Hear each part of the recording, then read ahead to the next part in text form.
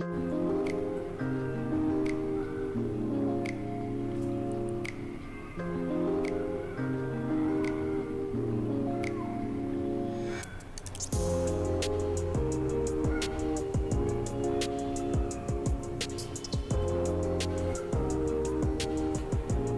शांति। आप सभी बाबा के राज दुलारों को, सिरताज सिरमौर फरिश्तों को, ब्राह्मण कुल भूषणों को अपनी इस भाई की ओर से नमस्ते, प्रणाम, ओम शांति।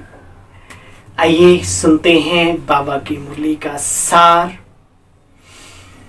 और ज्ञान और योग बल को बनाते हैं अपने जीवन का आधार। बाबा ने बार बार कहा कि मुझे कौन सी सेवाएं पसंद हैं, स्थूल के साथ सूक्ष्म भी सेवाएं जरूर करें और सूक्ष्म के साथ स्थूल सेवाएं भी करना ना भूलें। तो आज की मुरली 31 यानी 31 दिसंबर 2022 साकार मुरली का सार। मीठे बच्चे, तुम्हें शिव जयंती का त्योहार बड़ी धूमधाम से मनाना है। सुना? मीठे बच्चे, तुम्हें शिव जयंती का त्योहार बड़ी धूमधाम से मनाना है। यह तुम्हारे लिए बहुत बड़ा खुशी का दिन है। भाई हर व्यक्ति को खुशी का दिन है। देखो क्रिश्चियंस हैं, उनके लिए कितना 25 दिसंबर को, 31 को नया साल, कितना लोग पहले से तैयारियां करते हैं। होली आती है, दीपावली आती है, ईद आते हैं, बकरीद आती है, रमजान आते हैं, प्रकाश पर्व आता है ना, अलग अलग अपने अपने हिसाब से। तो पहले से प्लानिंग, पहले से तैयारी, भाई नए कपड़े भी हों, ये भी हो और वो भी हो। तो बाबा का कहने का मतलब जो शिव जयंती है, जो शिवरात्रि है, हम सब ब्रह्मा कुमारी आश्रम वालों के लिए, बाबा के बच्चों के लिए बहुत बड़ा त्योहार है। तो प्लानिंग पहले से, तैयारी पहले से, ठीक है ना। और कर ही रहे हुए आप सब, हर तरीके से तैयारी करो। योग युक्त वातावरण बनाने की तैयारी चल ही रही है। योग चल ही रहा है। 18 दिसंबर, वो 18 जनवरी अव्यक्त मास है ना, और इतना प्रचंड योग हो जाए कि बढ़िया सेवा हो। अंत के समय में कोई ये ना कहे हमें तो पता ही नहीं था, है ना, कम से कम। तो बाबा कहते हैं, मीठे बच्चे, तुम्हें शिव जयंती का त्योहार बड़ी धूमधाम से मनाना है। तुम्हारे लिए बहुत बड़ा खुशी का दिन है।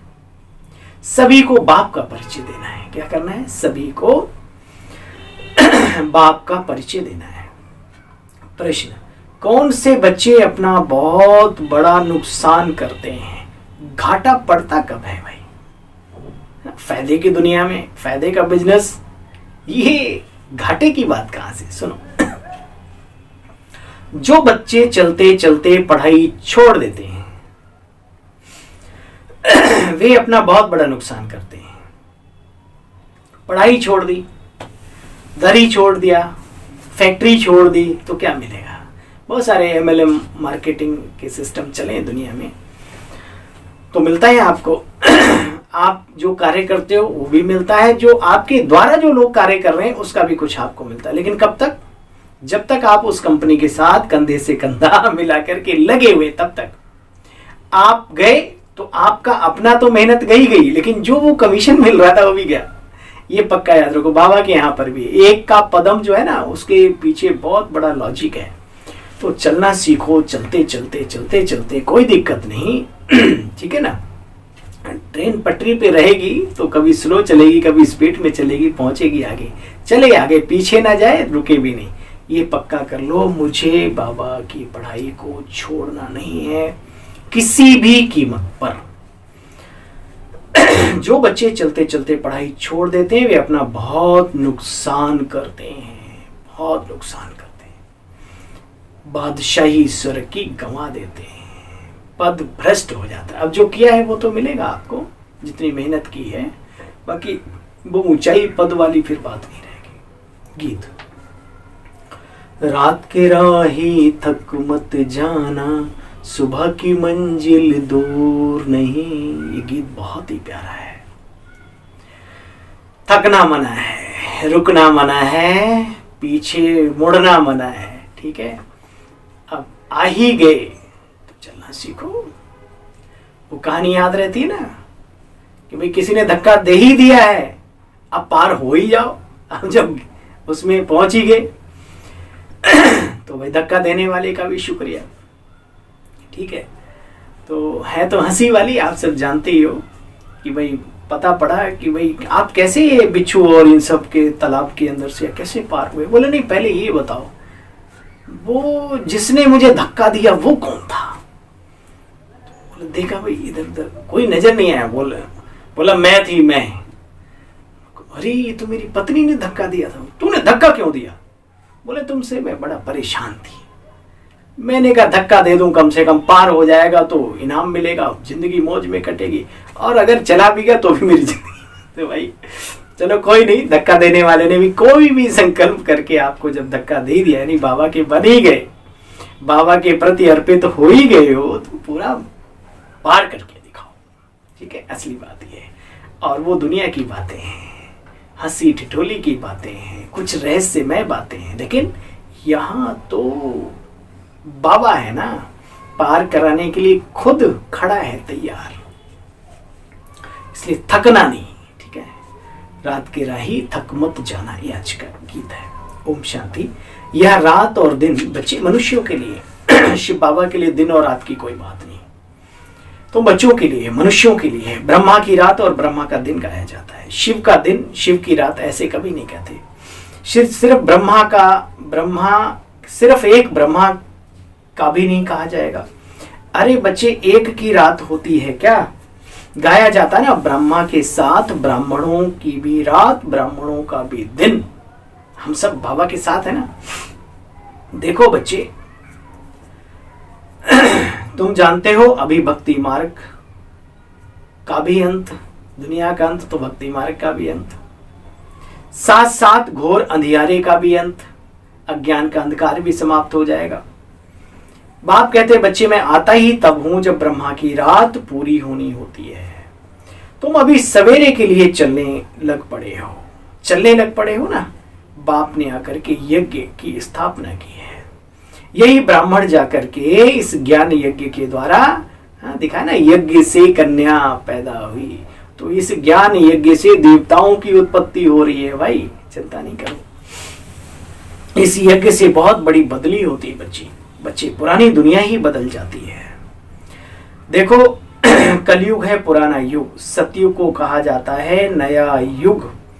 आगे तुम बच्चे जानते थे, योग तो भक्ति में भी लगाते थे ना, किसी न किसी के साथ, गुरु के साथ, अपने इष्ट के साथ, देवता के साथ, जो भी। अभी बाबा कहने से तुम्हारी बुद्धि ऊपर चली जाती है परम धाम की तरफ, क्योंकि मालूम है हम किसे बाबा कह रहे हैं, किसी देहधारी को नहीं, उस निराकार दिव्य ज्योति पुंज शिव बाबा, मीठा बाबा, प्यारा बाबा। परम धाम में कहाँ स्थान है उसका? देखा है ना, आत्माओं के सबसे ऊपर, कितना विराट है ना, वो रचनाकार है, उसमें ऊपर बुद्धि चली जाती है। दुनिया में और किसी की बुद्धि में ये होगा नहीं कि हम आत्मा रूहानी बाप की संतान है। हमारा बाप, टीचर, गुरु तीनों ही रूहानी हैं, याद भी उनको करते हैं। ये है पुराना शरीर, इनको क्या श्रृंगार करना बच्चे। पुराना शरीर माना ये नहीं ब्रह्मा बाबा का पुराना शरीर, अरे ब्रह्मा बाबा के साथ साथ हम सबका भी पुराना शरीर है ना। अब वो श्रृंगारने का मतलब वो देह अभिमान बस नहीं, बाकी साफ सुथरे रहना, ये तो दिव्यता है ना। साफ कपड़े पहनो, स्वच्छ रहो, ये तो हमारा धर्म है। लेकिन बस उसी में डेंटिंग, पेंटिंग और वो सब बाबा के बच्चे भी लगे रहे तो ये शोभा नहीं देता। जिनको आध्यात्मिक नॉलेज मिली है, आध्यात्मिक पथ मिला है, आत्म उन्नति का मार्ग जिन्होंने पाया है, तो आत्मा को सुंदर बनाने की कोशिश करो। वो उसका मेकअप क्या है, वो बाबा यहाँ सिखा रहा है। ये सारा गुण ही उसका मेकअप है, आत्मा की शक्तियां ही उसकी सुंदरता है, प्रभु प्रेम ही उसके जीवन का आधार है। बाबा कहते बच्चे, सिर पर पापों का बोझा बहुत है बच्चे, उसको भी तो उतारना है ना बाप की याद से। टाइम तो लगता है बच्चे, अब एकदम नहीं हो जाता, समय लगता है, धीरज धर मनवा, है ना। तो बाबा कहते देखो बच्चे, अब बुद्धि तुम्हारी ऊपर जानी चाहिए बाप की याद में। इस समय जैसे कि तुम बनवाह में बैठे हो, इस समय सारी दुनिया ही जैसे बनवाह में है। बच्चे इसमें रखा ही क्या है, कुछ भी तो नहीं। बाबा याद दिला रहे, मौज को पाकर मौत को ना भूल। लेकिन आजकल की मौज भी क्या खाक मौज है, हर सुख में दुख समाया है भाई। ऐसे सुख की तरफ बुद्धि जाना ना समझी है, बेसमझदारी नहीं है। बच्चे त्रिमूर्ति शिव जयंती मनाते हो, अक्षर त्रिमूर्ति जरूर डालना पड़े, बाप का डायरेक्शन है बच्चे, उस पर चलना चाहिए। तुम्हारा बहुत बड़ा दिन है, कौन सा, शिव जयंती का त्योहार, और बाबा की आज्ञा है धूमधाम से मनाओ, लड़ियां लगाओ, झंडे लहराओ, परमिशन मिलती है तो यात्रा भी निकालो, बड़े बड़े पब्लिक फंक्शन करो, और साथ साथ तपस्या कुंड बना दो अपने अपने सेवा केंद्रों को। तैयारी इसकी भी। बाबा कहते बच्चे तुम्हारा ये बहुत बड़ा दिन है। जैसे क्रिश्चियन लोग बड़ा दिन मनाते हैं, क्रिसमस मनाते हैं, कितनी खुशियां मनाते हैं, तो बच्चे अब तुमको भी ऐसे ही मनाना चाहिए, दिव्यता के साथ, भव्यता के साथ, दिव्यता युक्त। बस ये ध्यान रहे। अब सबको बताना पड़े, बेहद के बाप से हम वर्षा ले रहे हैं, तो जो जानते हैं वो खुशी मनाएंगे, सेंटर्स में आपस में मिलते रहेंगे। यहां तो सब आ ना सके, हम मनाते हैं जन्मदिन। शिव बाबा का बच्चे कोई मृत्यु तो होता नहीं, शिव बाबा आया वैसे चले जाएंगे, ज्ञान पूरा हो जाएगा, लड़ाई शुरू हो जाएगी। बस इनको तो अपना शरीर भी नहीं है, तुम बच्चे जानते हो, इनको तो अपना शरीर भी नहीं है। बच्चों को अपने को आत्मा समझ पूरा देही अभिमानी बनना पड़े, इसमें थोड़ी मेहनत लगती है। बिना मेहनत के तो पानी का घूंट भी अंदर नहीं जाता। ये कोई मेहनत नहीं, सिर्फ संकल्पों का परिवर्तन ही आत्मिक स्थिति बन जाती है। संकल्पों को चेंज कर दो, मोड़ दो। सतयुग में तो आत्मा अभिमानी है ही है, वहां कभी किसी का अकाले मृत्यु नहीं होता बच्चे। यहां बैठे बैठे काल आ जाता है, हार्ट फेल हो जाता है, कहेंगे ईश्वर की भाभी, परंतु बाबा कहते हैं बच्चे हमारी भाभी नहीं है, ड्रामा की भाभी है। सब चलता है इसमें, ड्रामा में उनका इतना ही पार्ट था बस। सतयुग के महल कितने हीरों से सजे सजाए होते हैं बच्चे, याद तो करो। खुशियां अंदर में लानी है तो छोटी छोटी बातों को भी देखो, मन की आंख से कैसा हमारा युग होगा, कैसे वहां पर लोग होंगे, हमारा क्या पार्ट होगा, क्या सिंहासन होगा, भोजन वहां का क्या होगा, आने जाने की व्यवस्था क्या होगी, जरा विचार तो करो। तो बाबा कहते देखो बच्चे, सतयुग के महल कितने हीरो से सजे सजाए हो, आकी चार धन होगा, परंतु उनका पूरा वृत्तांत कहीं आता नहीं, अर्थ को एक में टूट फूट हो जाती है। बस मैं तो इतना जानता हूँ, 400 500 साल 700 साल ज्यादा इसके अंडर जो किले बने हुए बड़े बड़े राजा महाराजाओं के, वहां पे भी दीवारों में हीरे जवाहरात लगे हुए थे। आप विचार करें, वो निकलवा लिए राज्य सरकार, वो केंद्र सरकार ने, जब हमारा देश, कुछ अंग्रेजों ने निकाले, कुछ मुगलों ने निकाले, कुछ, है ना, सब दीवारों में। वाह कमाल है, कितना धनाढ़ हमारा सतयुग हुआ, कितना धनवान हमारा ये भारत था, फिर बनेगा, कारण कोई भी बने, प्रकृति सब इकट्ठा कर देगी, कुछ ऐसा करके।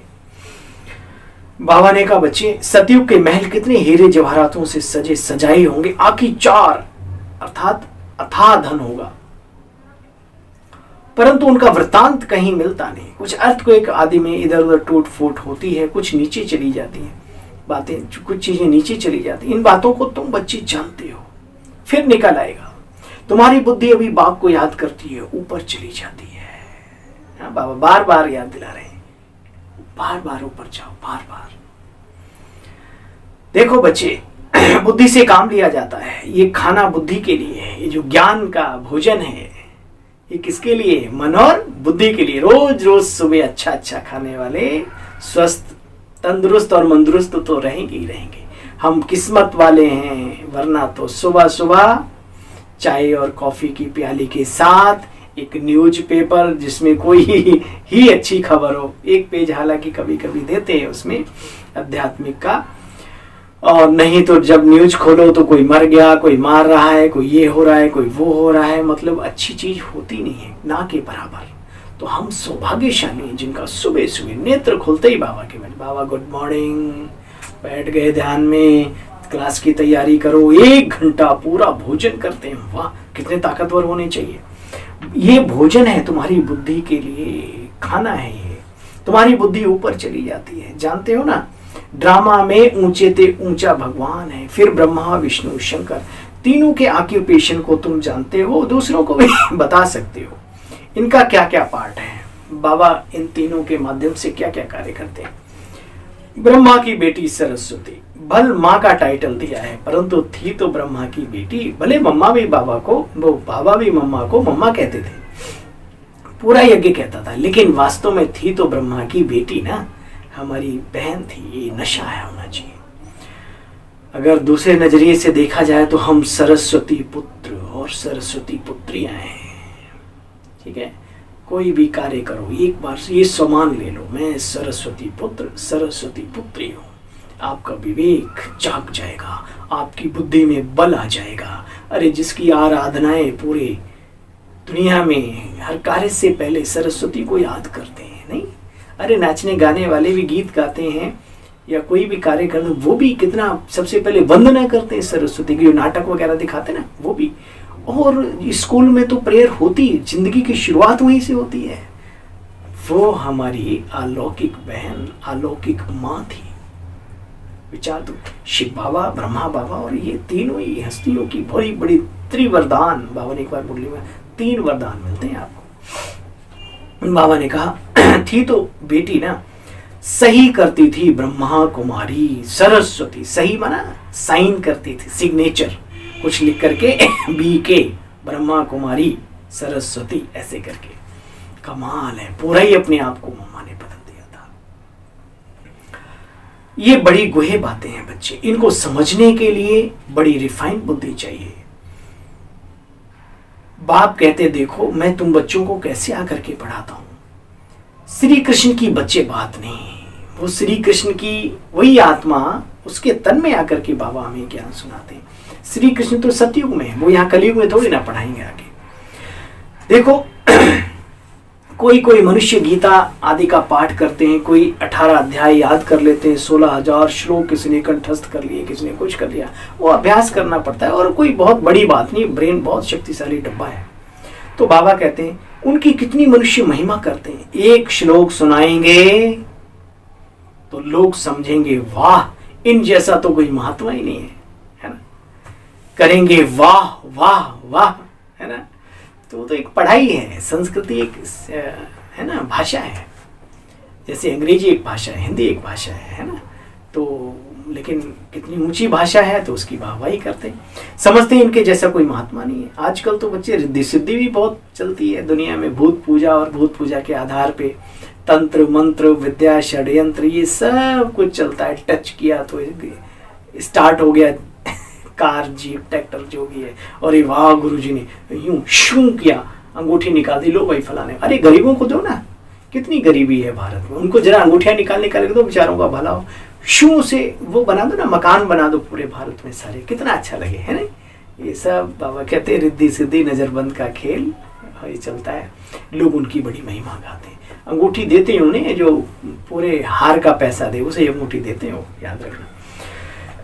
तो बाबा कहते हैं बच्चे आजकल रिद्धि सिद्धि भी बहुत है, जादू का खेल बहुत दिखाते हैं। बाप कहते हैं बच्चे ये ठगी की दुनिया है, दुनिया ही ठगी की है। बाप तुमको कितना सहज करके समझाते हैं, फिर भी पढ़ने वालों पर सारा मदार है। भाई वो ठीक बात है, बाबा हमें सब कुछ दे रहा है, लेकिन हमारी अपनी बुद्धि भी अच्छी चाहिए, उस चीज को समझ सके, उस चीज की वैल्यू को हमारा मन बुद्धि स्वीकार कर पाए। बाबा कहते पढ़ने वालों पर भी मदार है, टीचर तो सब एक रस पढ़ाते हैं, कोई नहीं पढ़ते तो फिर नापास भी हो जाते हैं, ऐसा यहाँ भी है। बाबा बार बार कहते हैं अभी तुम्हारी बुद्धि में ड्रामा के आदि मध्य अंत का राज बैठा हुआ है, नंबरवार पुरुषार्थ अनुसार। देखो बच्चे, तुम ऐसे स्वर्ग के मालिक बनते हो वहां तत्व भी सतो प्रधान, शरीर भी एक्यूरेट, यानी कोई टेढ़ा बेड़ा इधर उधर बहुत लंबा बहुत छोटा नहीं, शरीर भी एक्यूरेट बनते हैं, सुंदर होते हैं, कंचन काया होती है। बाबा कहते हैं नेचुरल ब्यूटी होती है वहां पर, ये सब जो आजकल चल रहा है ताम झाम दुनिया का वो सब नहीं होता है, ब्यूटी पार्लर ये वो सतयुग में नहीं होंगे। तो बाबा कहते हैं अभी तुम्हारी बुद्धि में हाँ नेचुरल ब्यूटी होती है, वह है ईश्वर की स्थापना। फर्क है ना। अच्छी रीति पुरुषार्थ करो। बच्चियां नए नए स्थानों पर चक्कर लगाने चाहती हैं, अगर अच्छी माताएं आदि हैं तो सर्विस को जमाना पड़े। हाँ, बाबा को समझने वाली आत्माएं निकल रही वहां पर, तो वहां सर्विस जमानी पड़े। अरे बाबा आप जमाओगे तो जमाएंगे, आपकी कृपा और आपकी अनुकंपा के बगैर तो कोई कुछ नहीं कर सकता। दिल में तमन्नाएं तो बहुत रहती हैं, लेकिन आज की दुनिया में सांस लेने के लिए भी दूसरी सांस छोड़नी पड़ती है, ये तो आप भी जानते हो। तो बाकी संकल्प जरूर करो, जहाँ समझदार कुछ अच्छे रतन निकलते हैं तो वहाँ पर बाबा के आगे सेवा को जमाओ बाबा, तो हम जमाएंगे, ऐसी क्या बात, 1000 जगह में जमा देंगे। आप क्या बात करते हो भाई, मैं तो ऐसे बाबा से बात करता हूँ, आप कैसे बात करते हो मुझे नहीं मालूम, मैं दिल की बात दिल वाले से बोलता हूँ। बाबा कहते बच्चे देखो, सेंटर्स पर हाँ सर्विस जमाना पड़े, सेंटर्स पर अगर कोई नहीं आते, मुरली नहीं सुनते, तो बच्चे अपना ही नुकसान करते हैं। हाँ, ये भी देखो, अगर कोई नहीं आते तो किसका नुकसान है? सेंटर का नुकसान है, सेंटर के निमित्त आत्माओं का नुकसान है, या शिव बाबा का घाटा है? किसका घाटा है? विचार करो। अरे इतनी ऊंची नॉलेज के लिए तो हाँ, छोटी छोटी नौकरी के लिए देखो भाई कितना सुनाते हैं ऑफिसर्स लोग, कितना आप देखो 10,000 की नौकरी करने वाले, 15,000 की नौकरी करने वालों कितनी मेहनत करने के साथ साथ जो वहाँ पर प्रोडक्शन मैनेजर हैं, जो सुपरवाइज करने वाले लोग हैं, जो एडमिन सिस्टम है, जो काउंटर पे बैठे कैश काउंटर पे, कितना सुनाते हैं और बाद में घंटे काट देते हैं कहीं कुछ। क्या हम छोड़ देते हैं? नौकरी छोड़ देते हैं? नहीं छोड़ते ना। तो यहाँ तो कितनी बड़ी प्राप्ति है, कुछ भी हो बस बाबा को पकड़ लिया ना अंदर से, बस हमें नहीं मालूम, तू प्यार करे, तेरे बच्चे प्यार करें या ठुकराएं या जो भी करें, भाई हम तो तेरे दीवानों में हैं, बस ऐसा कुछ संकल्प अंदर में क्रिएट करो। सेंटर्स पर अगर कोई नहीं आते तो बच्चे अपना ही नुकसान करते हैं, रोज रोज बाप की अंदर से गोहे पॉइंट निकलते हैं। ये है हीरे रतन, तुम बच्चे पढ़ेंगे नहीं तो रतन कहां से मिलेंगे? फिर नापास हो जाएंगे, इतनी ऊंची स्वर की बादशाही गंवा देंगे। मुरली तो रोज सुननी चाहिए।